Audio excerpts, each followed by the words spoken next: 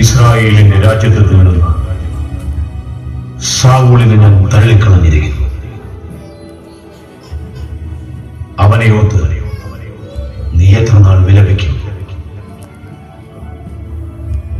ഞാൻ നിന്നെ ബത്ലഹേംകാരനായ ജെസ്സയുടെ അടുത്തേക്ക് അയക്കും. കുഴലിൽ തൈലം നിറച്ച് പുറപ്പെടുക. അവന്റെ ഒരു മകനെ ഞാൻ രാജാവായി നിശ്ചയിച്ചിരിക്കുന്നു. നീ അവനെ ഇസ്രായേലിന്റെ നേതാവായി അഭിഷേകം ചെയ്യുക.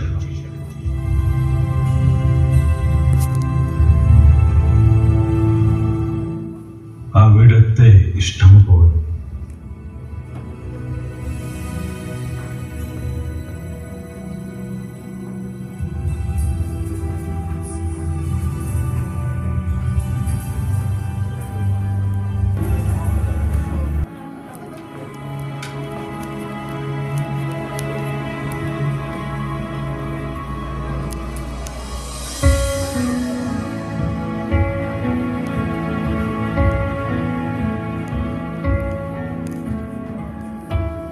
മഹാപുരോഹിതനായ സാമുവേലിന് പ്രണാമം.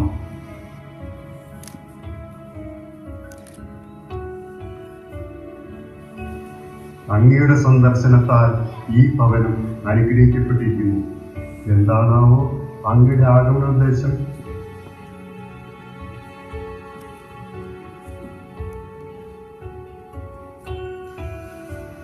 നിന്റെ ഒരു പുത്രനെ ദൈവം ഇസ്രായേലിന്റെ നേതാവായി തിരഞ്ഞെടുത്തിരിക്കുന്നു. അവനെ അഭിഷേകം ചെയ്യാനാണ് ഞാൻ വന്നിരിക്കുന്നത്. എന്റെ പുത്രനെയോ എനിക്ക് വിശ്വസിക്കാൻ പറ്റുന്നില്ല. ദൈവനാമം മഹത്വപ്പെടട്ടെ.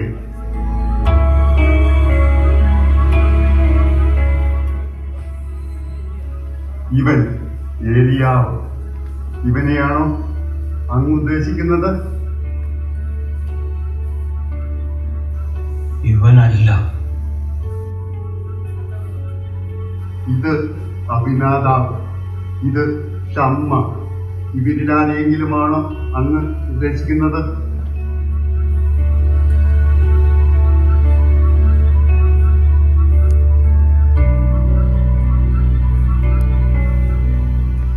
ഇവരെ ആരെയും അല്ല കർത്താവ് തിരഞ്ഞെടുത്തിരിക്കുന്നത്.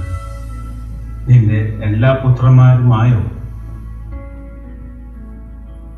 ഇനി ഇളയ മകനുണ്ട്. അവൻ ആടുകളെ മേയ്ക്കാൻ പോയിരിക്കുകയാണ്. എനിക്ക് അവനെ കാണിച്ചു തരിക. അവനോ? അവൻ വെറും ഒരു ആട്ടിടയനാണ്.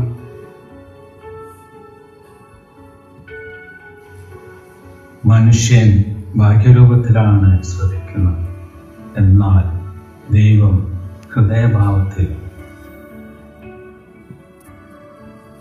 എന്നാൽ ഏലിയാവേ, നീ മഹാപുരോഹിതന് ദാവീദിനെ കാണിച്ചു കൊടുത്തു.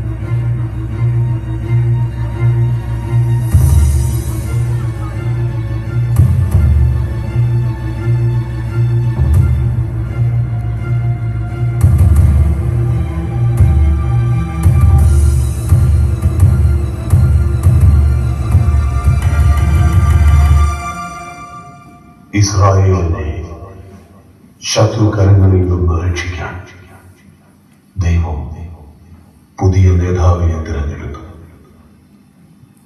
രഥചക്രങ്ങൾ ഉരുണ്ടു, കാകടം മുഴങ്ങി. അവൻ വരുന്നു, അതെ അവൻ ദാവീദ്. ഞങ്ങൾ അവതരിപ്പിക്കുന്നു ദാവീദും ഗോലിയാത്തും.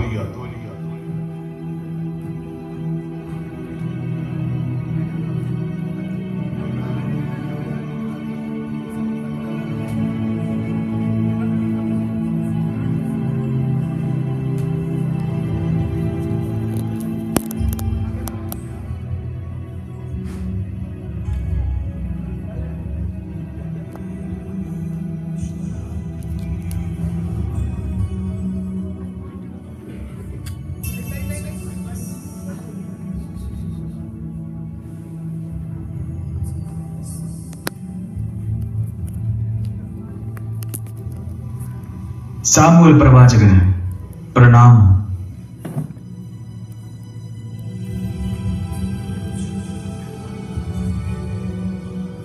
സാമുവേൽ ഇവനാണ് ഇസ്രായേലിന്റെ നേതാവായി ഞാൻ തെരഞ്ഞെടുത്തിരിക്കുന്ന ജെസ്സയുടെ പുത്രൻ. ഇവനെ നീ അഭിഷേകം ചെയ്യുക.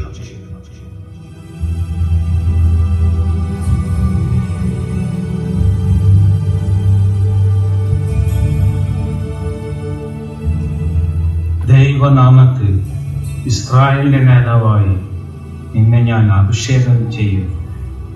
ദൈവം നിന്നെ അനുഗ്രഹിക്കട്ടെ.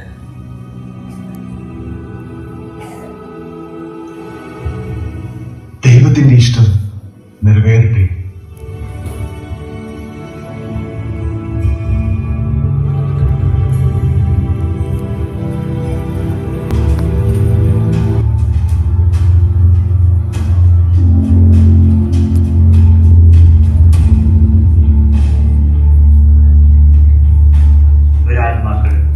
അങ്ങയുടെ പിതാവിനെ പീഡിപ്പിക്കുകയാണ്. ചിലപ്പോൾ ഇന്നേരം വായന കേട്ടാൽ അവിടത്തേക്ക് ആശ്വാസം കിട്ടുമായിരിക്കും.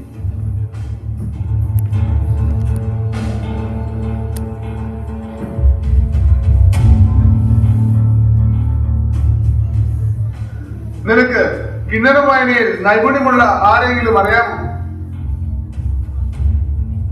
യെസ്സയുടെ മകൻ ദാവീദ് വളരെ മനോഹരമായി കിന്നരം വായിക്കുന്നത് ഞാൻ കേട്ടിട്ടുണ്ട്. അവനെ ഇവിടെ കൊണ്ടുവന്നിട്ടില്ല. എങ്കിൽ അവനെ വിളിക്കൂ.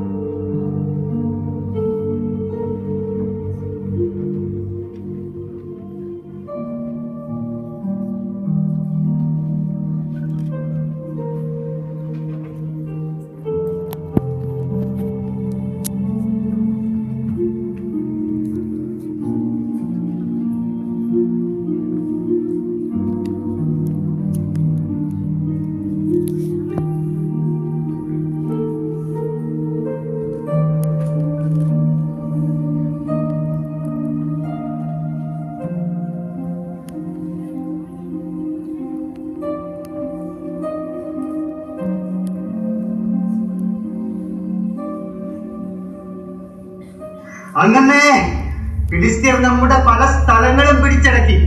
അവർ യുദ്ധത്തിൽ നമ്മുടെ സൈന്യത്തെ തോൽപ്പിച്ച് മുന്നേറിക്കൊണ്ടിരിക്കുകയാണ്. അവരുടെ നേതാവ് ഒരു ഗോലിയാത്താണ്.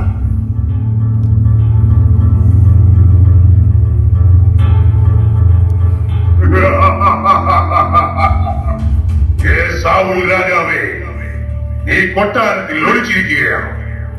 ധൈര്യമുണ്ടെങ്കിൽ എന്നോട് ഏറ്റുമുട്ടാൻ വാ. നിനക്ക് പറ്റില്ലെങ്കിൽ മറ്റാരെങ്കിലും വിട്.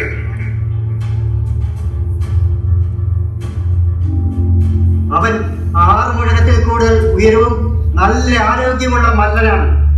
അവനെ ജയിക്കാൻ ആർക്കും സാധിക്കില്ല.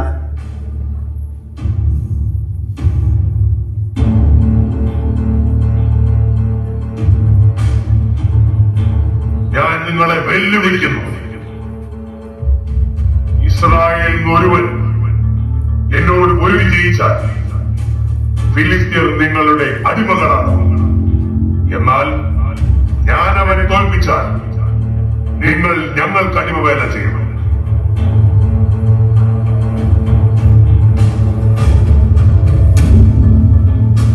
ഈ രാജവിളംബരം എല്ലാവരെയും അറിയിക്കും.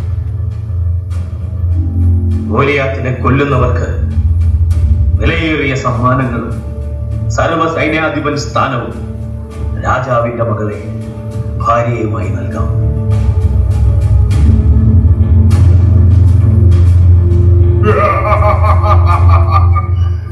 എന്റെ പേര് ആരുമില്ലേ?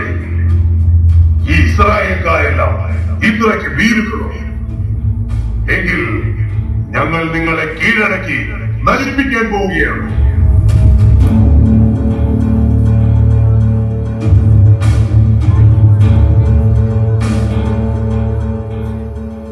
അവനെ ഓർത്ത് ആരും അധൈര്യപ്പെടേണ്ട. ആ ഫിലിസ്തീനോട് അങ്ങയുടെ ഈ ദാസൻ യുദ്ധം ചെയ്യാം.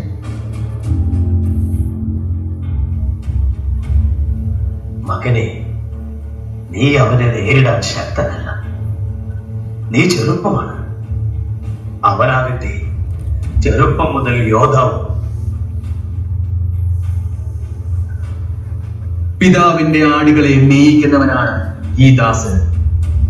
വന്യമൃഗങ്ങൾ വന്ന് ആടിനെ പിടിച്ചാൽ ഞാൻ ആടിനെ അതിന്റെ കയ്യിൽ നിന്ന് രക്ഷിക്കും. എന്നെ എതിർത്താൽ ഞാൻ അതിന്റെ ജടയ്ക്ക് പിടിച്ച് അടിച്ചു കൊല്ലും. ജീവിക്കുന്ന ദൈവത്തിന്റെ സൈനികരെ അപമാനിക്കുന്ന ഈ ഫിലിസ്തീനും അവയിൽ ഒന്നിനെ പോലെയാകും. സിംഹത്തിന്റെയും പുലിയുടെയും കൈകളിൽ നിന്ന് രക്ഷിച്ച കർത്താവ് ഈ ഗോലിയാത്തിന്റെ കയ്യിൽ നിന്നും എന്നെ രക്ഷിച്ചുകൊള്ളും.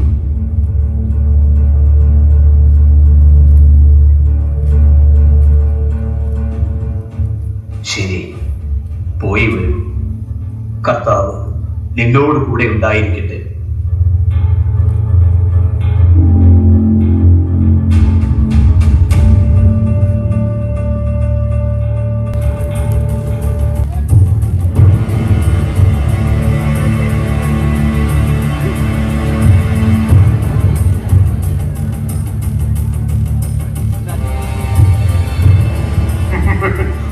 നീയോ എന്നെ നേരിടാൻ വന്നിരിക്കുന്നത്? നീയോ എന്റെ നേരെ വഴിയുമായി വരാൻ ഞാനെന്താ പട്ടി?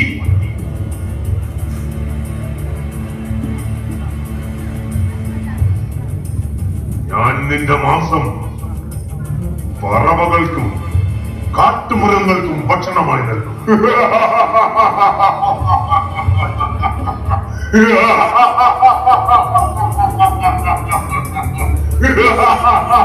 നിർത്ത് നിന്റെ അട്ടഹാസം.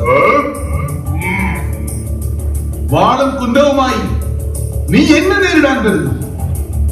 ഞാനാകട്ടെ നീ നിന്നിച്ച സൈന്യങ്ങളുടെ കർത്താവിന്റെ നാമത്തിലാണ് വരുന്നത്.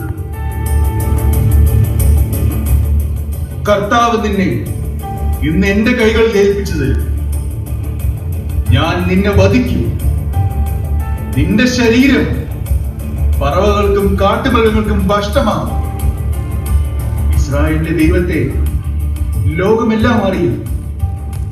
കർത്താവ് വാളും കുന്തവും കൊണ്ടല്ല രക്ഷിക്കരുതെന്ന് ഈ ജനത മനസ്സിലാക്കും. ഈ യുദ്ധം കർത്താവിൻ്റെതാണ്.